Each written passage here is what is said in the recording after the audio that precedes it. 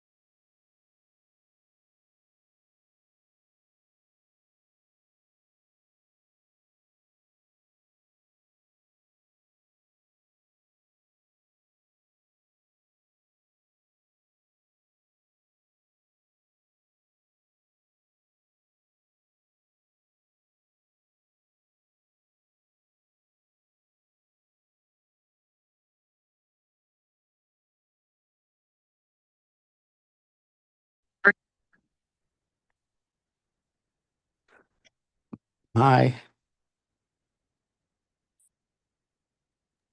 Hello, Rabbi.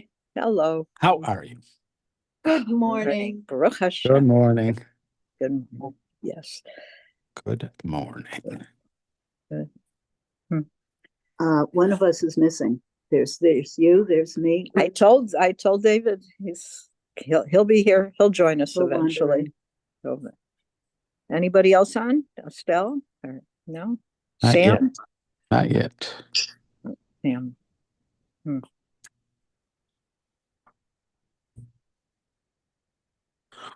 What's new, interesting, and exciting? Here's David. There's David. I survived. I went home and went to sleep. How do I look okay? You look okay. You look skinny. Yeah, you do look skinny. I do. Yeah. His doctor doesn't seem to mind at all. I mean, he doesn't say you're too skinny. You don't. I think his doctor likes thin. Yeah, well, my doctor says I have to gain, still have to gain. The rabbi's listening to this crazy conversation. Yeah. It's fun. Yeah, it's funny. Rabbi, you would have liked. I don't this have a problem thing. of being too thin. That's not ever been my I don't either, Rabbi. It's terrible. Yeah. I think you would have been good at the well, depending on his age. We had a birthday party and we played this game where you had to identify the slogan for the product. Now they were all like from 50, 60, 70, like Yeah. it melts in your hand, not on your Melts in your mouth, not in your hand. Stuff like that. Yeah. Yeah. And it was fun. It really Oh, really cool. was. Yeah. So they showed you saw like a picture? No, and then- no, it was just red. No, They just read. somebody just read read the the slogan slogan. and had to identify. Oh, they read the store or- slogan and you had to Yes. say what the product was. Yes, Exactly. exactly. Cool. Like we try harder and stuff like that. Yeah. It was surprising how much we knew. Yeah. How about 800-325-3535? 35. I don't remember what that was, but that was something. I know the number. Yeah. That's cool. Okay. He prohibited the judge from striking the sinner with great lethal strikes. The explanation of this is that the limit on all those who are liable for lashes is surely that he has lashed 40 minus 1, as it appears in the tradition, such that he not strike a person until he assesses the man that will be struck, according to his strength, his years, his condition, and the form of his body. Now, I don't know who actually does the testing. I'm assuming that it's somebody with expertise in this area, like a doctor, not the judge himself. And again, they must have had some kind of chart which they used, and then I guess the eye test. If he can withstand the entire strike of the punishment, he's struck. But if not, he's struck according to the measure that he can withstand, though not less than 3 lashes, based on his saying, according to his wickedness in number. The prohibition comes about adding even 1 lash beyond the judge's assessment of what he can withstand to his striking. So again, they say judge's assessment, but I'm assuming that there has to be an expert that's providing the assessment. And that not only would there be assessment before, but there would also be an assessment while it's happening. Because it could be that they thought he could handle it, and then they're seeing that he cannot. Also, this notion that you can't do less than 3, what if he's going to die if you do less than 3? Well, maybe there you don't give him anything. You don't Yeah, him you it. might not give him anything. Is that what you're assuming? Yeah. Okay, me What too. happens if you make a mistake and the guy dies? You make a mistake, you assessed he could take something. Are you Right, liable for murder? So that is a case Hmm. mentioned in the Gemara, and they are not liable, whoever does it. Again, the judge doesn't do it. They have, it's an official The position, the hangman? guy who does it. But I'm fairly certain that he's one of the people that has immunity also teachers, if teachers strike a student and the student dies, I seem to remember that they both have some kind of immunity, that they wouldn't have to run to a city of refuge. But and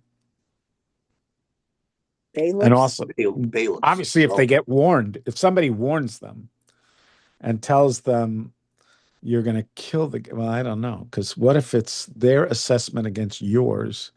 What if they get warned by two witnesses who tell them that if he does that extra amount, it's going to kill the guy? And so, but their assessment is different than yours. Yeah, not sure. Not sure what happens in that situation. But otherwise, I'm pretty sure that they are. But we can see, we could look at this in the Rambam himself, but I mean in the codes. But um, but yeah. In the case of a bailiff who's summoned to take a person into custody, and he kills the guy in the process, he's not liable. They actually mean this kind of case where he's whipping the guy. That's usually the case they mean when they talk about a bailiff or whatever, an agent of the court. Yeah, but I remember there was the teacher and this other case, plus the case of the bailiff. They were all. Oh, you're saying the guy giving lashes is separate from the guy who goes out to collect the guy? Right. Okay. All right. All three of them. Okay. Even one lash beyond the judge's assessment of what he can withstand to his striking. And that is his saying, according to his wickedness in number. 40 is he to strike him, he may not add. Again, it's just very weird that they keep talking about 40 when they know it's 39. Even when he first said, he said 40 minus 1, but here he's quoting the pasuk. But 40 is he to strike him, he may not add. The language of the Sifrei is, if he does add, he transgresses a negative commandment. I only know of his adding to the 40. From where do we know the same for going beyond each and every assessment that the court assessed? Hence, we learn to say he may not add, lest he add. And from this prohibition is derived the prohibition to strike any Israelite. If we're prohibited from striking the sinner, all the more so do we not strike any other person. So this is the negative commandment against even two guys, nothing to do with the court, and one guy strikes the other one. So the prohibition is also from here. If we're prohibited from striking the sinner, all the more so do we not strike any other person. And he already prohibited us from hitting, as if one will strike, even if he does not strike. They said, anyone who raises his hand against his fellow is called an evildoer, as it's stated. And he said to the evildoer, why should you strike your fellow? So that's Moshe talking to the two Jews. And he says to one of them, Rasha lama ata saka esreyecha, wicked person, why do you strike your friend? So,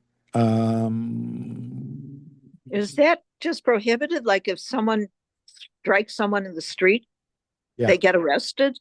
Or I mean, it's a criminal offense.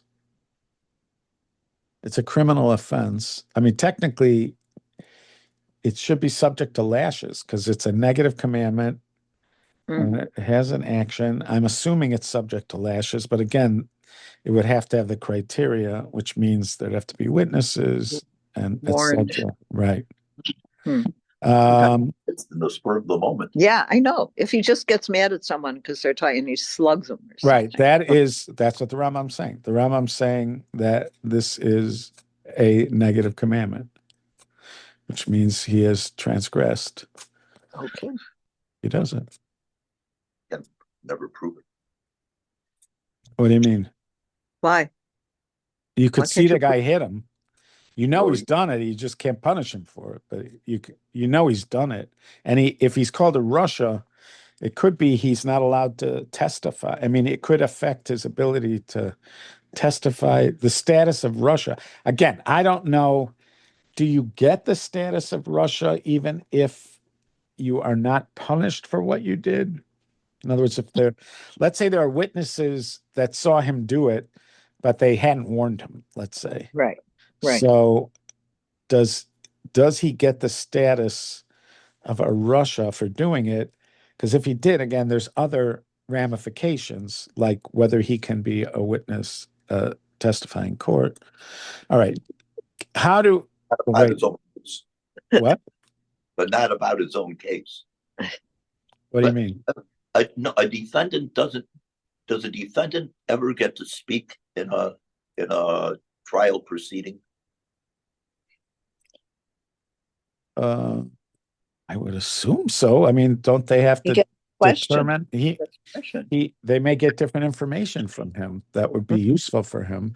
He may not he may not have the status of testimony if he contradicts two witnesses, but if he gives other information, I don't see why not. Because he's not technically a witness. Maybe He could be. He could be. I mean, He's an it expert. depends. It depends. Like if there's more information they're trying to elicit, like Right. maybe they want to know what was going on beforehand.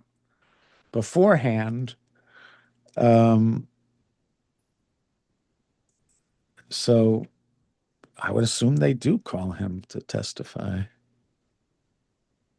He has a status of a witness, but he's not going to have a status. He's not necessarily going to have standing if there's two witnesses against him, but Right. I think he has status of a witness. Well, if he, Go ahead. Go ahead. no, I was going to say if he gives some testimony about what happened and the plaintiff, the other side says it didn't happen like that, then it's just a judgment, right? Well, I mean, Right, but I don't know. Again, even the plaintiff, I'm not sure if it's just his word against his word. yeah. Yeah, and there's no other witnesses. See, if there's no other witnesses, he's not getting lashes. If this is a criminal case and there's no witnesses, then I mean, yeah. if you don't have the two witnesses, then he's not gonna get a punishment. Okay. But yeah. All right. So just as it is a mitzvah to execute a person who's obligated to be executed, so too it is a positive commandment to give lashes to a person who's obligated to receive lashes.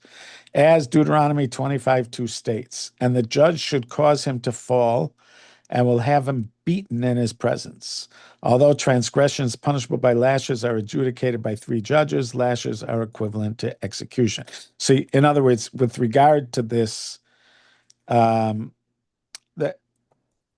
other words, they're in the same category. They're going to need two witnesses. You're going to need warning. But it does not need a court of 23. A murder case needs a court of at least 23. Okay. Lashes are administered in the present age in any place according to scriptural law in the presence of three judges who are given smicha. This punishment is not, however, administered in the presence of three ordinary people. So you would have to have it can be a base din of three, but they have to have smicha. Now, he is the one who gave the recipe for reintroducing smicha. Smicha was originally a direct line of ordination from Moshe Rabbeinu. And then that at some point was lost, and I don't know exactly when it was lost. There still was a Sanhedrin all the way up to around 400. So I don't know officially when smicha became lost, but must be sometime after that. And then the Rambam had a recipe for introducing it, which was to have a majority of the sages in Israel confer smicha upon one person, and then that one person can confer smicha. He now has smicha, and he can confer smicha on others. This was done with Rabbi Yosef Karo, but then it was stopped because there were people that were against it, and they decided that it doesn't have value if it's going to create more machlokas in Israel. If it would unify Israel, then it would be valuable, but it won't be if it's going to create machlokas. So you would have to have 3 people with that smicha in order to be able to give malchus. And now they're talking about, it sounds like even for that this is biblical malchus he's talking about. V'chol malchios shemalkin dayane chutz la'aretz b'chol makom eina elamakas mardus. Any time that malchus are administered by a court outside of Israel, they are rabbinic malchus. They are not biblical malchus. They call it makas mardus, lashes for rebellion. So there is malko. Typically, the way they distinguish it is there's malkot, which is mem lamed kuf vav taf, and there's makot, mem kaf vav taf. So one's a kaf and one's a kuf. So it's makas mardus, and that can happen even in chutz la'aretz. And he didn't say anything about requiring smicha. Okay. A person is not punished by lashes unless his transgression was observed by witnesses and they administered a warning to him. The witnesses are questioned and cross-examined in the same manner as they are in cases involving capital punishment. The following laws apply when a person transgresses a negative commandment that can be corrected by a positive commandment. Before the transgressor violates the negative commandment, witnesses must administer a warning telling him, do not perform this activity. If you perform it and do not fulfill the positive commandment associated with it, you will receive lashes. If, after receiving such a warning, the transgressor violated the commandment and does not fulfill the positive commandment, he receives lashes. Although the warning involved uncertainty, for if he fulfills the positive commandment, he'd be receive a punishment. An uncertain warning is considered a warning. So the Rambam is saying over here, alav shenitek la'aseh, that if you have a negative commandment where there is a positive commandment that could rectify it, here he seems to be saying there is malchus for such a case because there can be a warning in such a case, even though we have seen in other places that typically these do not have malchus, because again, he could always fix it by doing a positive action. Like let's say he stole something. So if he stole it, he can always return it. So therefore, he should not get lashes for stealing it because it could still always be fixed. So, and then we saw a case. Well, what if he stole it and the item no longer exists? The item burnt up, so he can't return that item. But so you could say that now he can't fix it.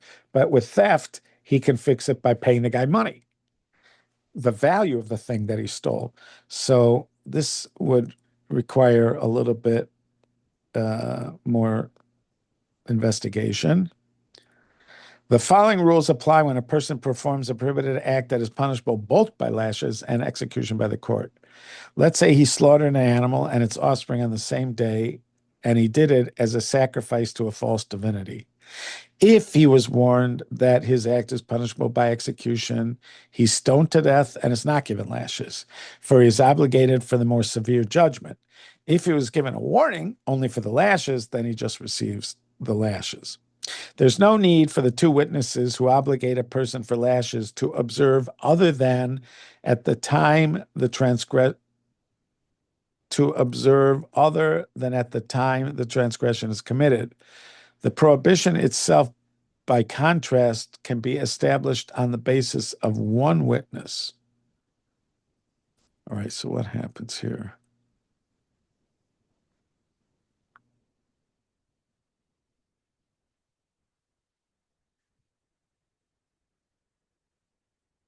What is implied? One witness said the substance is fat from the kidneys.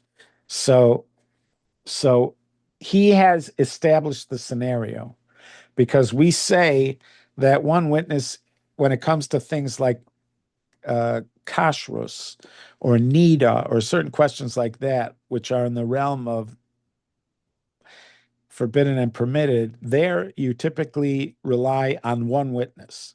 So let's say that a witness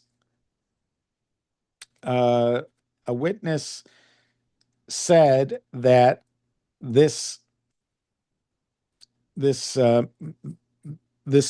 has forbidden chalev, this has forbidden fat, and then, or these grapes were grown together with grain in a vineyard, or this woman is a divorcee or a zona.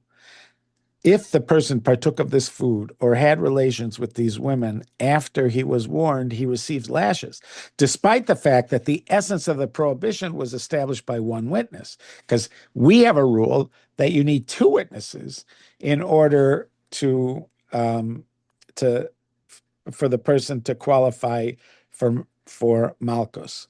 You need two witnesses. They had to be warned by them. But here's an element of the case that is established by only one witness. It's not that one witness is the one we're relying on to say that he ate it, but we are relying on one witness to say that what he ate was forbidden. When does the above apply? When he did not contradict the witness when he established the prohibition. If, however, he said this is not fat, or she is not a divorcee, and then he partook of the food or had relations with the woman after his denial, he does not receive lashes until the prohibition was established through the testimony of two witnesses. So again, let's say I'm at a restaurant and the chef tells me that we made a mistake. You see that piece of meat over there? That has forbidden fat on it. That was a mistake. We're just setting it aside. Now, this guy, curious about what meat with forbidden fat tastes like, has decided he's going to eat it. Witnesses are there and going, what are you doing? You're not allowed to do that. You know that this is prohibited because it's prohibited to have forbidden fat. And if you eat it, you're going to be liable for kores. And the guy says, I don't care. And he eats it. So then he's going to be liable for kores. Now, a lot of the kores level ones are also lashes prohibitions. So, so as long as he does not disagree with that witness originally, then it's considered to be established that it's forbidden, and therefore he's considered to have been warned when they warn him properly, and therefore he should get lashes. If, however, somebody said, hey, that meat's got forbidden fat on it, and the guy himself says that is not forbidden, that wasn't forbidden fat, that meat has been trabered properly, and then he goes and eats it, these other people say, hey, you can't eat it because it's forbidden. But he said it's permitted. Now he's 1 against 2, but he's not 1 against 2 for the determination that it was prohibited in the first place. He's 1 against 1, and 1 against 1, he's at least believed enough to cancel out the other person's testimony.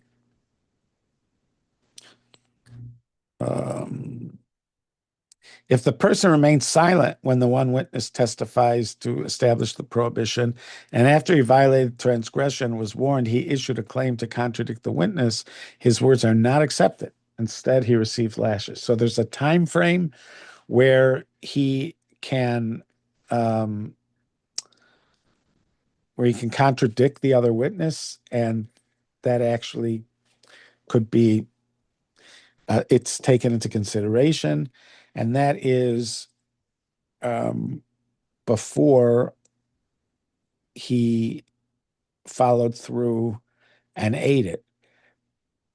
up until then, he could register a contradiction with the other witness, and then it would not be considered officially established that this is forbidden, and therefore, even if witnesses warned him against it, if it wasn't properly established that this thing was forbidden in the first place, then it's not proper warning, and therefore he's not going to get malchus. Okay, how are lashes administered? The transgressor's 2 hands are bound to a pillar on either side. The community attendant takes hold of his clothes and pulls downward. If they tear at the front, that is satisfactory. If they tear at the sides, that is satisfactory. He continues until he uncovers his heart. The rationale is that he should not administer lashes on his garment, as indicated, and he shall strike him, and not his garment. A stone is placed behind him. The attendant who administers the lashes stands on it. He holds a strap of calf's leather that is folded into 2, and a second one making 4, and 2 straps of a donkey leather attached to it that rise and descend with it. The strap is a handbreadth wide and is long enough to reach the transgressor's belly. That means if he lashes over the guy's shoulders, the strap will hit his belly.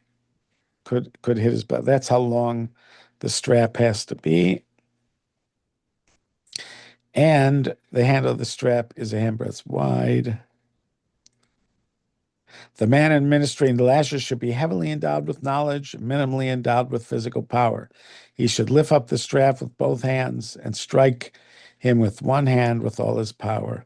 He should strike him with 1/3 of the lashes on his front, on his breast, between his nipples, and 2/3 of the lashes on his back, 1/3 on one shoulder and the other 1/3 on the other shoulder. The person receiving the lashes should not stand, nor should he sit. Instead, he should bend over. As it states, the judge shall cast him down. This verse continues, and he shall strike him before him. This implies that the attention of the judge should be focused upon him. He should not look at other matters while having him lashed. For this, we learn that 2 people are never lashed at the same time. Through the time the person is being lashed, the judge of the highest stature reads the passage, "If you are not careful to heed and to perform in an extraordinary way, God will increase the blows against you and your offspring." He should have the intent to complete the passage with the lashes. If the lashes are not completed, he should return to the beginning of the passage and read it again. And again, if necessary, until all the lashes are administered. The judge of intermediate stature counts the lashes, and the 3rd judge tells the attendant before each blow, strike him. Throughout the entire time he administers the lashes, he does so following the judge's instruction. So each judge has a responsibility to say something different.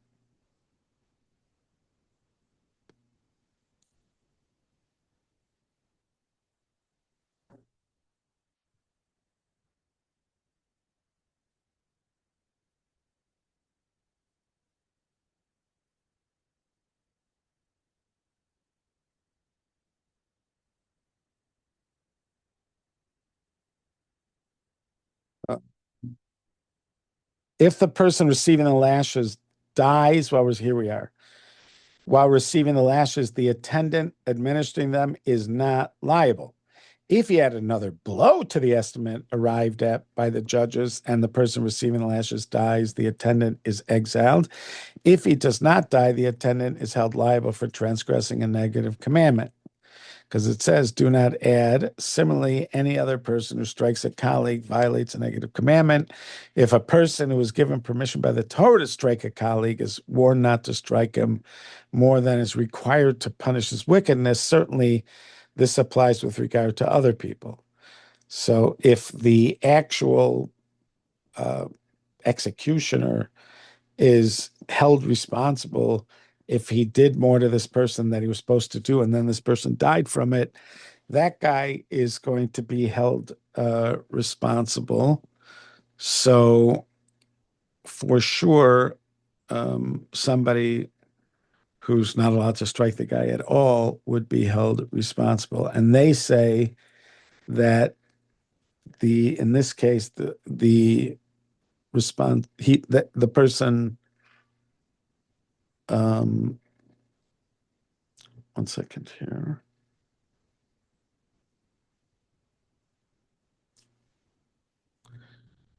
This guy struck the guy and he died. So he is not liable. If he struck the guy extra and he died, he's liable to go into exile.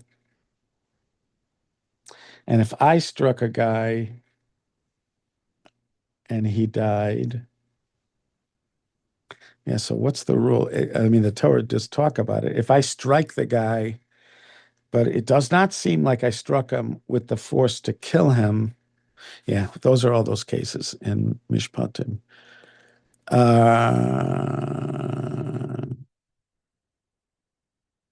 For this reason, whenever a person strikes a colleague, even a servant, with a blow for which the victim would not receive a pruta in damages, the offender should be lashed. So what he's saying here is, if I struck somebody else, it's considered a civil crime, and I resolve it by paying I pay whatever I'm supposed to pay. However, if the person is struck and the damages would be less than a pruta, which means there's no way to fix this by paying, then this guy gets lashes, because it is forbidden for him to strike this guy, and there is no way to resolve this through payment. So therefore, he should get lashes. And of course, you'd have to have two witnesses who warned him about this. If, however, the blow is worth a pruta and damages, the offender is not lashed. The rationale is that he's obligated to make financial restitution. A person never both receives lashes and is required to make financial restitution, as is explained previously in several places. Goes on to talk more about how it's done, more in detail, but that's what we were looking for. Okay. He prohibited us from being a talebearer. That is his saying, do not be a talebearer among your people. So the word rachil is the word for talebearer. They compare it to somebody who is a perfume salesman, which is a rochel. So this person goes from house to house peddling. So this is the metaphor for the gossip who goes from person to person peddling his wares, which in this case is lashon hara about the person. So we are warned against being a racha. V'hu amar lo selech racha ba'mecha. Amru, they said in halachic medrash, lo tehei rach b'dvarim lazeh v'kasha lazeh. You should not be soft. You should, in your words. In other words, you should not speak softly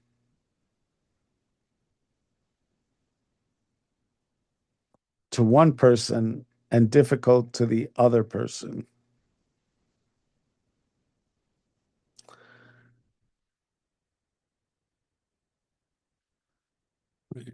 So that's where they're getting rachil. Rachil means rach, like soft.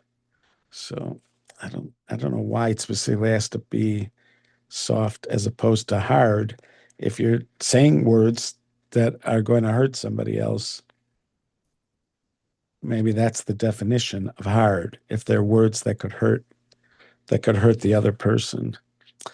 Another explanation should not be like a merchant who bandies words and moves on. So that's, again, like a door-to-door salesman. In this case, like a maybe door-to-door perfume salesman. Again, this guy is peddling gossip. And included in this negative commandment is the prohibition of putting out a bad name. So that is motzi shemra. Motzi shemra, specifically the case of motzi shemra, is when a man claims that his wife was not a virgin. He found her to not be a virgin on their wedding night, and it ends up that it was false and that he falsely gave her a bad reputation. That's called motzi shemra. But motzi shemra eventually became the title of a category of evil, of problematic speech, specifically when you're spreading rumor that is not true. If you're spreading a rumor that's not true, that tends to be called motzi shemra. You're giving the person a bad name. If you spread stuff that's true that harms that other person's reputation, that would be lashon hara.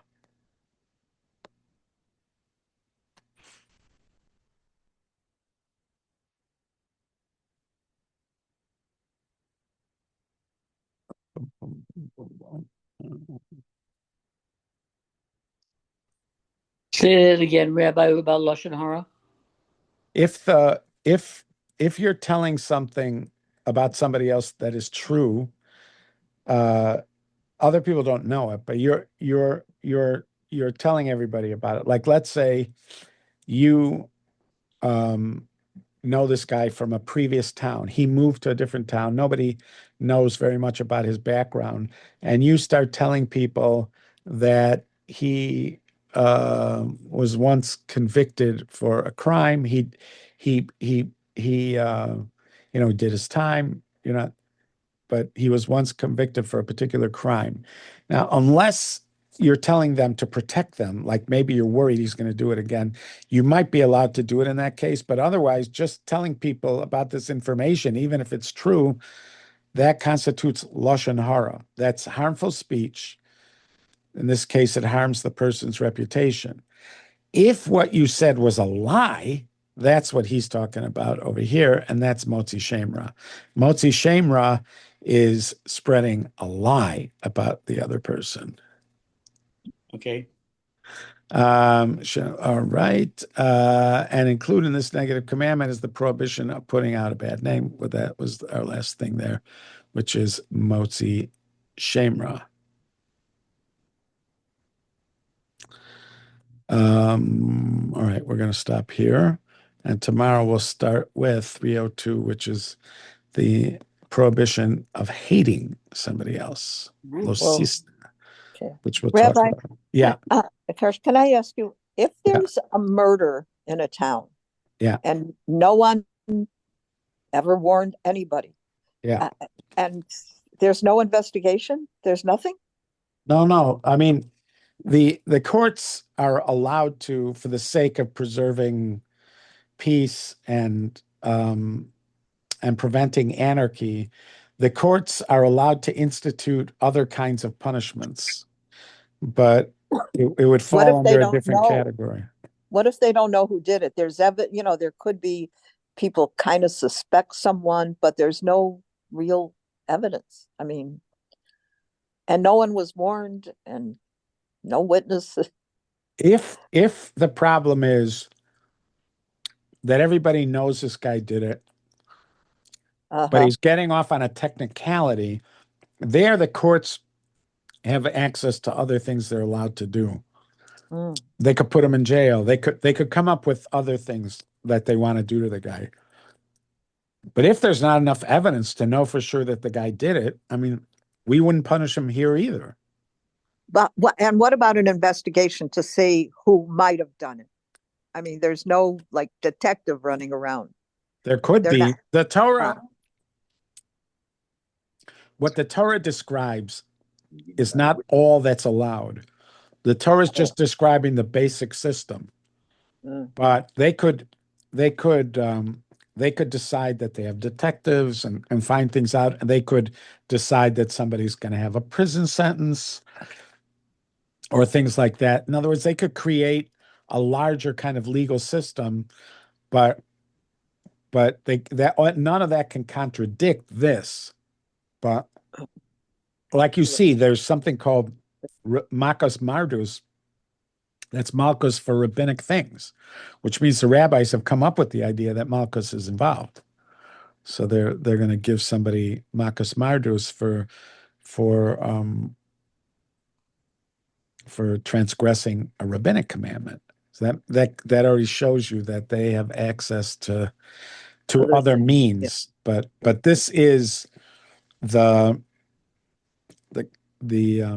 like we saw even in the Gemara, we saw the Gemara said that there was somebody who rode a horse on Shabbos and they had him killed. Even though that's not a death penalty case. And it certainly, it doesn't seem to have had a lot of the other elements. First of all, it's not a transgression of a biblical commandment. It's only a rabbinic commandment. So these are, sometimes they're called emergency measures, but in the discussion of those extra legal kind of emergency measures, it is made clear that they have the power to develop what would be a rabbinic system of punishments for different things. Okay, thank you. You're welcome. All right. Be well, guys. All right. See you tonight, hopefully. Okay. Yes. Okay. That's our Bye. session. Be well. Bye.